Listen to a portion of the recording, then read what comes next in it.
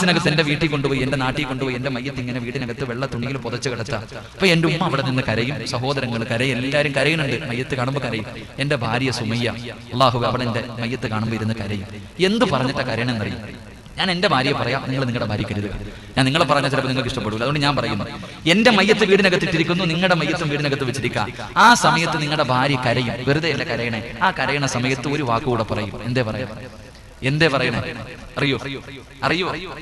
അറിയോ മനുഷ്യന്മാരെ? ഇല്ല. എന്തേ പറയണമെന്നറിയോ? നമ്മുടെ ഭാര്യ, എന്റെ ഭാര്യ, അവള് നെഞ്ചത്തടിച്ച് പൊട്ടി കരഞ്ഞിട്ട് പറയും, അള്ളാഹുവേ, ഇനി എനിക്കും എന്റെ മക്കൾക്കും ആരാ അല്ലാഹ് ഉള്ളത്? ഇനി എനിക്കും എന്റെ മക്കൾക്കും തിന്നാൻ തരാൻ ആരാ അല്ലാഹ് ഉള്ളത്? അവളുടെ കരച്ചിൽ അതിനു വേണ്ടി. എന്ന് ചിന്തിക്ക്. അവക്കാരൊക്കെ ഉണ്ട്, അവളുടെ വാപ്പുണ്ട്, ഉമ്മയുണ്ട്, കൂടെ പുറപ്പുണ്ട്, ബന്ധുക്കളുണ്ട്, എല്ലാവരും ഉണ്ട്. സത്യത്തിൽ അവള് പറയേണ്ടത് ആരാ? എന്റെ ഇക്കക്ക് ഇനി ആരാ അല്ലാഹ് ഉള്ളത്? എന്നെ കബറിലാ കൊണ്ടുവെക്കണം. അവിടെ ആരും വരൂല. എന്റെ വാപ്പ, എന്റെ ഉമ്മ, എന്റെ കൂടെ കടന്നവൾ ആരും വരൂല. ഞാൻ ഒറ്റയ്ക്ക് അങ്ങോട്ട് പോകാം.